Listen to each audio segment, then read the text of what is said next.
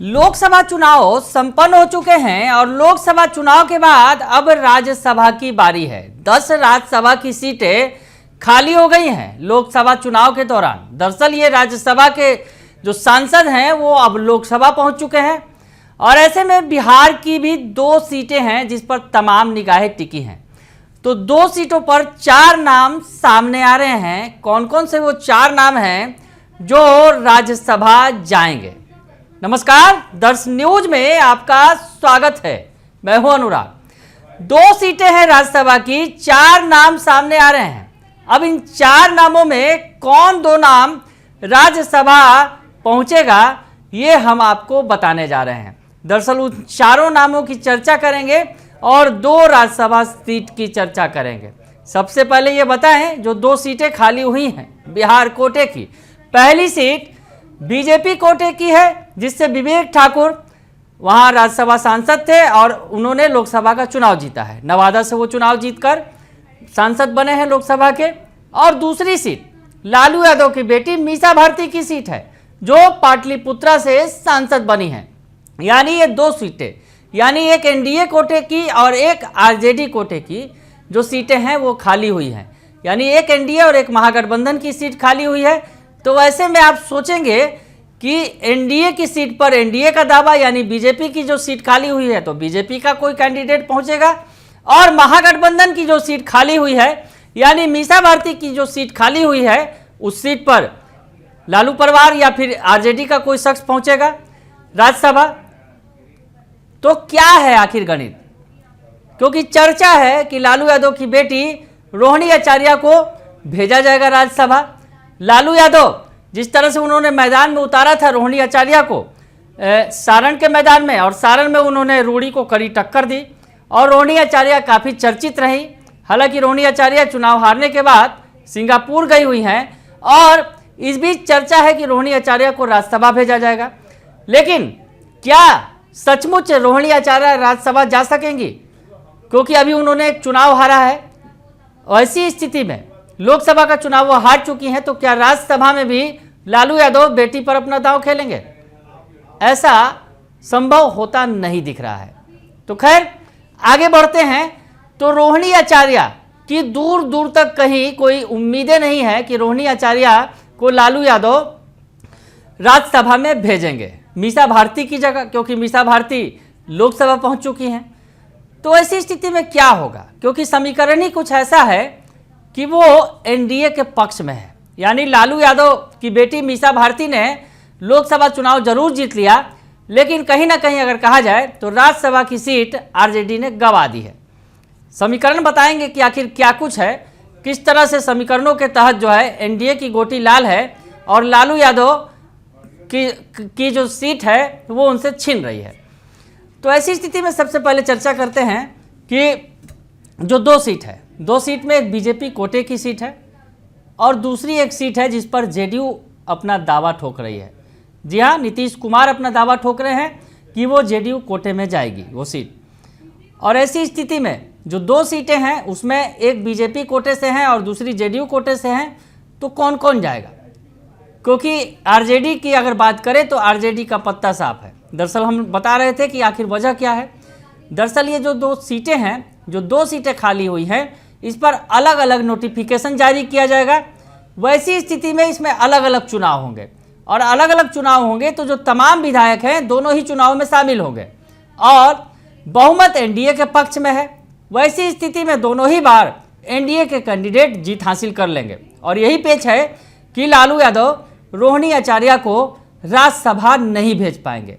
हालांकि जोड़ तोड़ हॉर्स ट्रेडिंग की गुंजाइश बनी रहती है, लेकिन उसकी संभावना कम है।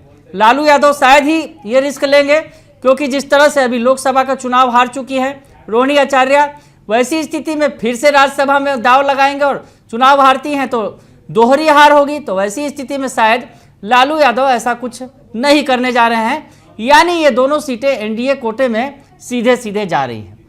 तो अब बात कि बीजेपी कोटे से जो सीट है जो विवेक ठाकुर के लोकसभा में जाने से खाली हुई है उस पर कौन जाएगा, ये बड़ा सवाल है।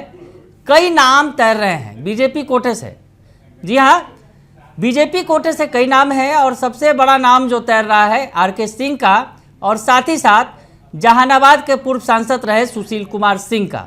लेकिन एक और नाम है, वो भी रेस में है, वो है शाहनवाज हुसैन।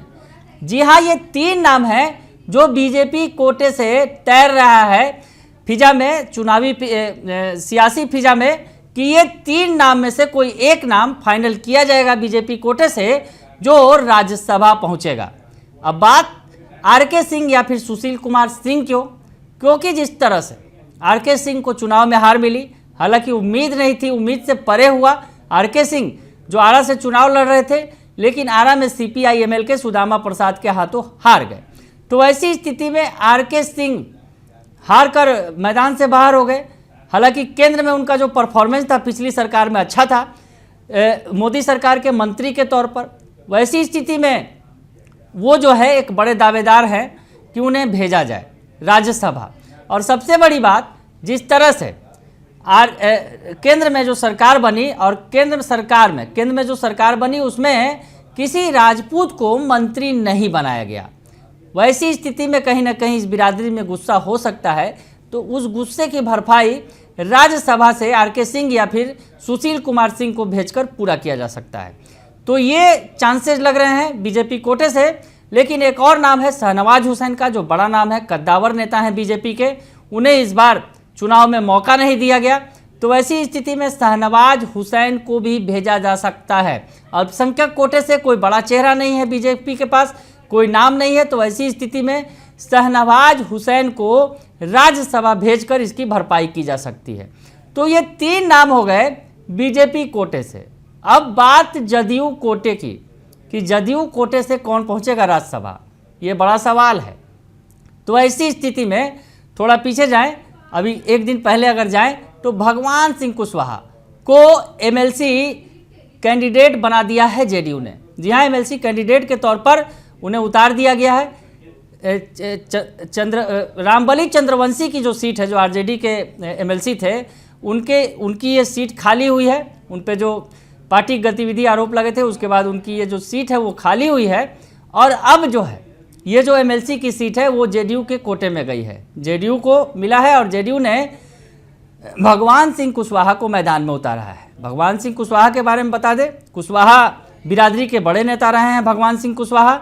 हालांकि पार्टियों में आते जाते रहे हैं, कई सारी पार्टियां बदल चुके हैं, लेकिन वैसी स्थिति में भगवान सिंह कुशवाहा को MLC बनाया गया है। दरअसल जो चुनाव जो पिछला हुआ अभी लोकसभा का चुनाव, उसमें देखा किस तरह से कि लालू यादव ने कुशवाहा पर दांव खेला और लालू यादव का ये दांव चल गया। अभय कुशवाहा औरंगाबाद से चुनाव जीत गए, जो चित्तौड़गढ़ कहा जाता है बिहार का, जहां राजपूतों का वर्चस्व है, वहां से कुशवाहा बिरादरी के अभय कुशवाहा जीत गए। तो ऐसी स्थिति में कुशवाहा जो है, कुशवाहा जाति है, अभी सियासी हॉटकेक बनी हुई है। यानी सियासत के जो तमाम दल हैं वो कुशवाहा को खुश करने में लगे हैं। लालू यादव ने जो दांव खेला वो दांव लग गया, यानी कुशवाहा बिरादरी ने एकजुट होकर लालू यादव को वोट कर दिया। वैसी स्थिति में उपेंद्र कुशवाहा जैसे दिग्गज यहाँ से हार गए काराकाट से। और कहीं ना कहीं कहा गया कि जिस तरह से साथ नहीं मिला, बीजेपी ने ही गेम कर दिया कुशवाहा का, उपेंद्र कुशवाहा का। तो उपेंद्र कुशवाहा की जो नाराजगी है वो भी सामने देखने को मिली। तो अब जो बात सामने आ रही है कि आखिर कौन जाएगा राज्यसभा की रेस में, तो राज्यसभा की रेस में जेडीयू कोटे से उपेंद्र कुशवाहा का नाम सबसे आगे है। अब आप सोच रहे होंगे कि जेडीयू कोटे से ही क्यों जाएंगे उपेंद्र कुशवाहा, बीजेपी के कोटे से भी तो जा सकते हैं।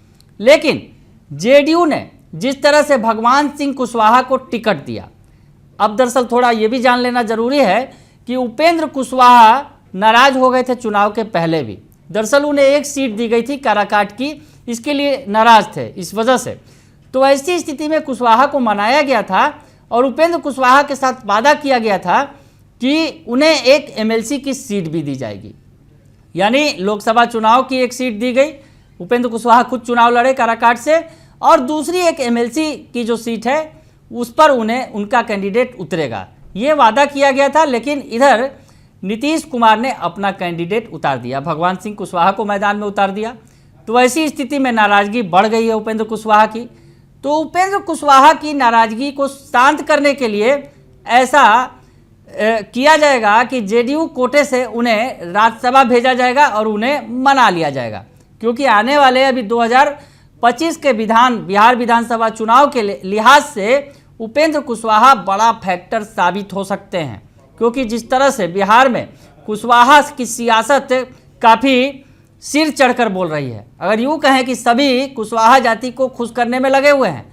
कुशवाहा की जाति की अगर बात करें बिहार के अंदर, तो कुशवाहाओं का जो भागीदारी है 4% से कुछ ज़्यादा है, यानी लगभग 4.25% के आसपास कुशवाहा बिरादरी की भागीदारी है बिहार के अंदर। वैसे में कोई बहुत बड़ी संख्या नहीं है, लेकिन जिस तरह से कुशवाहा बिरादरी ने एकमुश्त होकर, एकजुट होकर आरजेडी को वोट किया और महागठबंधन की जो समीकरण है इसी बिरादरी की वजह से पूरी तरह से बदल गया। और बिहार का समीकरण कहे तो कुशवाहा बिरादरी की वजह से बदल गया। और उसके बाद आरजेडी अब कुशवाहा को नाखुश नहीं करना चाहती है। अभय कुशवाहा को संसदीय दल का नेता बना दिया गया लोकसभा में। तो ऐसी स्थिति में माई समीकरण तो साथ है ही लालू यादव के, तेजस्वी यादव के साथ, लेकिन उसमें कुशवाहा को भी जोड़ दिया है। अब यूँ कहें कि ये जो समीकरण है माई के साथ साथ कुशवाहा भी उसमें जुड़ गया है। तो ऐसी स्थिति में कुशवाहा को अपने पाले में लाने के लिए एनडीए को खासी मशक्कत करनी पड़ेगी। और ऐसी स्थिति में उपेंद्र कुशवाहा, जो कुशवाहा बिरादरी के सबसे बड़े नेता के तौर पर जाने जाते हैं, एक बड़ा चेहरा है, उनकी नाराजगी कोई मोल नहीं लेना चाहेगा, चाहे नीतीश कुमार हो या फिर बीजेपी हो। तो ऐसी स्थिति में उपेंद्र कुशवाहा की गोटी लाल हो सकती है और उपेंद्र कुशवाहा को दिया वादा भी पूरा किया जा सकता है कि लोकसभा चुनाव का टिकट तो उन्हें दे ही दिया गया। लोकसभा चुनाव भले ही वो हार गए, हारने के बाद वो भले ही आरोप लगा रहे हैं कि बीजेपी ने ही उनके साथ गेम कर दिया और वो चुनाव हार गए इस वजह से। तो वैसी स्थिति में उपेंद्र कुशवाहा को ये जो दूसरी सीट है जो जेडीयू के कोटे में जाएगी, उस कोटे से नीतीश कुमार उपेंद्र कुशवाहा को भेजेंगे राज्यसभा। ये बातें निकलकर सामने आ रही है, यानी कुल 4 कैंडिडेट सामने आ गए। बीजेपी में होड़ ज़्यादा है। अगर कहा जाए बीजेपी के अंदर आरके सिंह का भी नाम सामने आया है, तो दूसरी तरफ सुशील कुमार सिंह जो काफ़ी कद्दावर नेता हैं, वो भी बीजेपी के, उनका भी नाम सामने आया है। यानी राजपूत बिरादरी के ये 2 बड़े नेता बिहार के हैं जो रेस में हैं। लेकिन एक अलग इससे शाहनवाज हुसैन, वो भी रेस में हैं।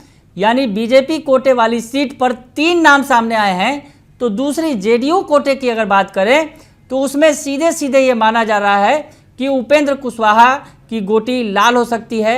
उपेंद्र कुशवाहा को राज्यसभा भेजा जा सकता है और उपेंद्र कुशवाहा को किया वादा पूरा भी हो जाएगा ऐसे में।